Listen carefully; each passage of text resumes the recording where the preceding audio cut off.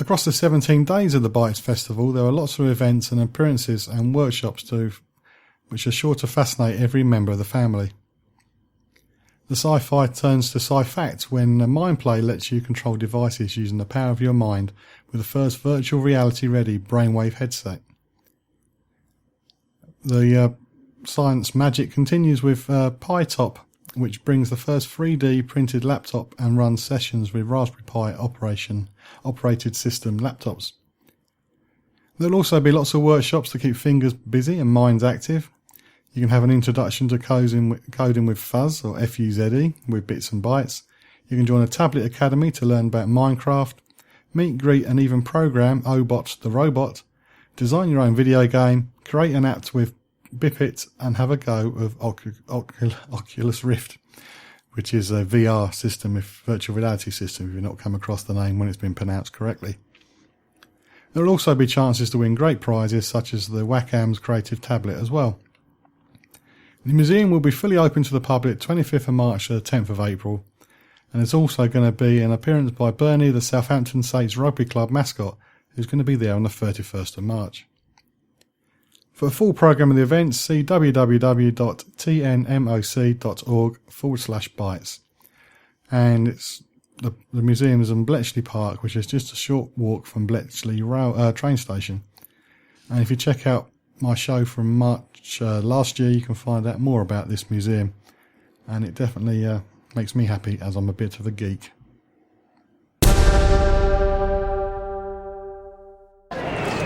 Good morning, sir. Hi, I'm checking in for my flight. Lovely. Business or pleasure? Holiday. And where will you be staying? With my parents, they live over there. Lovely. Travel insurance? Oh, no thanks. Have you got travel insurance? No. Checked to see if you need any vaccinations? No. Checked out the local laws? No, look. Why do I need to know all this? I'm just staying with my parents. Is either of your parents A, a local lawyer, or the chief of police, B, fabulously wealthy, C, the owner of a private plane with its own fully trained medical staff, or D, none of the above? D? Lovely. Are you a superhero and in fact immortal? Things can go wrong on holiday abroad, even if you're staying with family. So check it out before you check in. Find out more at gov.uk/knowbeforeyougo. You can follow me on Twitter @holiday_hut. London-based Travel Definitions has ceased trading on the 4th of March, according to the CAA website. The holiday firm, which advertised that it creates holidays and city breaks for the independent, intelligent traveller, also offered rail holidays for its sister company, Rail Bookers. Calls to Travel Definitions were being diverted to Rail Bookers, which is a Travel Trust Association member. The CAA, the Civil Aviation Authority, says it is currently investigating the matter.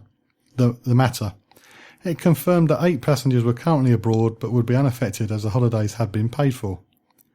And there was around 250 forward bookings with the company. The CAA advised customers not to cancel or make alternative arrangements as their holidays may still be protected. And if you are a customer of Travel Definitions, then keep an eye on the CAA website for updates, caa.co.uk.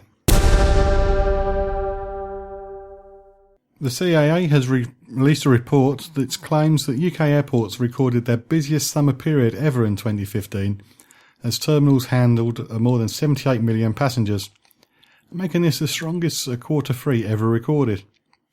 The CAA said this represents a 5.5% rise on the 74 million passengers recorded in quarter 3 in 2014.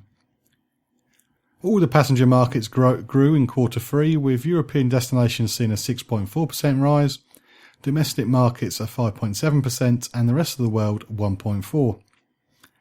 These results mean that each of the first 3 quarters in 2015 have all been the strongest for passenger numbers since records began. The strong growth in passenger and commercial flight numbers has been accompanied by a reduction in on-time performance for scheduled passenger flights. In quarter 3 2015, the on-time performance fell by 3 percentage points, from 76% to 73%, across all 24 airports in the survey, when compared to quarter 3 in 2014. London airports dropped from 73% in 2014 to 69% in 2015. Regional airports dropped from 80% to 77%.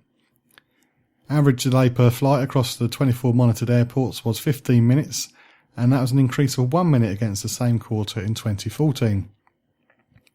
Commenting on the figures, the CAA Policy Director Tim Johnson said, "The first 3 quarters in 2015 have been the strongest for passengers numbers since records began. However, punctuality was the worst of any summer period since 2010. Something we know many passengers would have found frustrating and an issue airlines, airports and air traffic control services should work to address. The strong passenger demand and the drop in punctuality also underlines the importance of addressing the ongoing pressures on the runway capacity in the South East and the need to modernise the UK's airspace." Was you caught up in a delay in the summer last year? Was it 15 minutes? Was it longer? Please share your experiences at facebook.com/John Guinn Travel Show, and also put down any advice you should give the CAA to solving the delay problem. The Paris terror attacks is one of the reasons for the fall in visitor numbers at 3 of London's top tourist attractions. That's according to this latest report. The National Gallery, South Bank Centre and Tate Modern, which are 3 of the nation's 5 most popular galleries and museums, all posted significant drops in tourist visits during 2015, according to the report from the Association of Leading Visitor Attractions, or ALVA, ALVA. ALVA said the numbers fell following November's Paris attacks, and other causes are the ban on French schools taking their children on foreign trips and the poor weather in the UK. The British Museum remained the UK's most popular attraction in 2015, with overall visits to UK attractions last year were up 3.2% on 2014. Alva said that this was due to increase in the Scottish attractions and a number of big-name attractions in do's. There you go, I can't say the other word, so big do's in London. Scottish attractions saw the increase of 5.5%, while London, which is home to 10 most popular sites, reported a 1.6% rise. Edinburgh Castle took the top spot in Scotland for the first time in 5 years at 1.6 million visitors. If you're London-based and you visit most of the attractions regularly, walking past on the way to work or on a night out, have you noticed a drop in figures? Can you actually see that there's less people coming? Is there less French spoken on the Underground? Please let me know your findings at facebook.com/John Guinn Travel Show. Checking it out before you check in on the John Guinn Travel Show on ukhealthradio.com.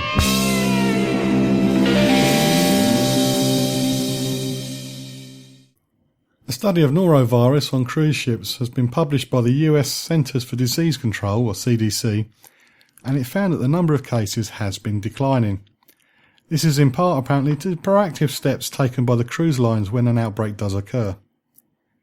The industry's collaboration has helped reduce outbreaks and made them less severe during the 6 years studied by the report. The most recent example of a stepped-up collaboration occurred a couple of weeks ago when Royal Caribbean's International Anthem of the Seas became the latest cruise ship to suffer an outbreak of the stomach illness.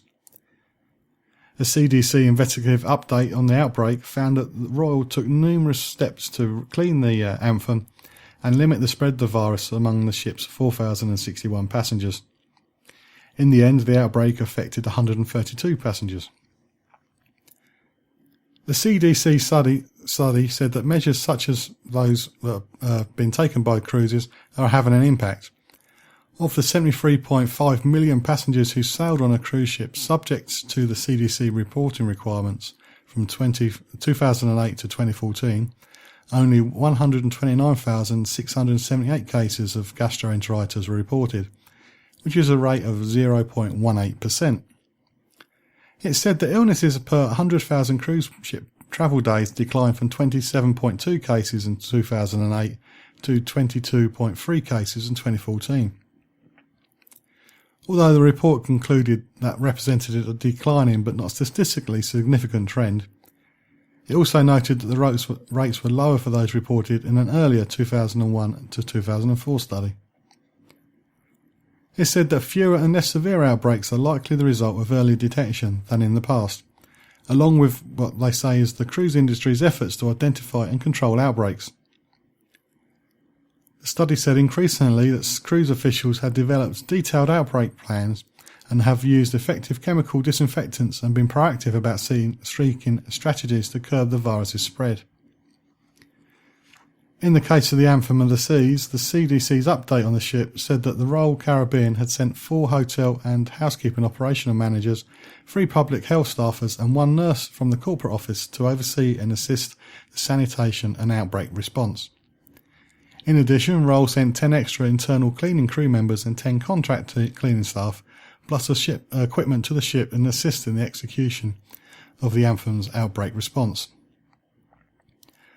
The CDC study noted that the estimated 140 million novovirus cases in the USA between 2008 and 2014, verified cases on cruise ships accounted for 14,911, or roughly 0.001%. However, while it is likely that many of the 172,810 cases of gastroenteritis on cruise ships during the period could be attributed to norovirus, public health workers were unable to verify the cause. The study said that all of the E. coli outbreaks in the study period occurred on ships sailing back from Central or South America.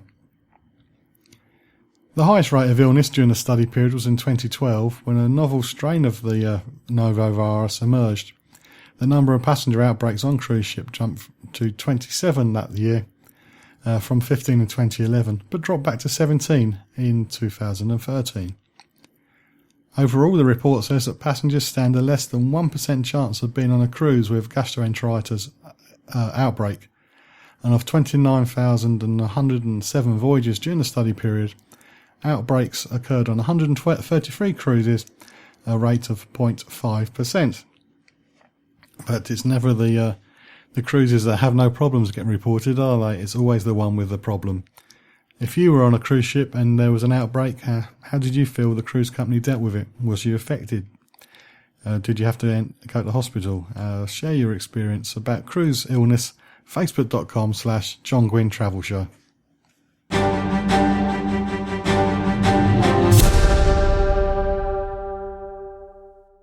Well, thank you for joining me on this week's travel show with John Guinn on UKHealthRadio.com.